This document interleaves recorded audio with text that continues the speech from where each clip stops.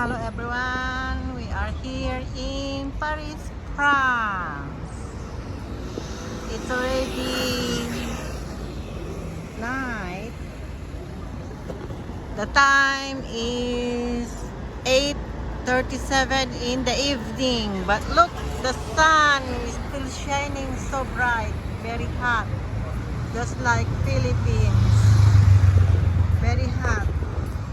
The security now in Paris is very strict. Too many police roaming around to secure, to see that everybody are in safe condition. Hello, good night everyone. Today is July 19, 2024. We are going to attend the Paris Olympic 20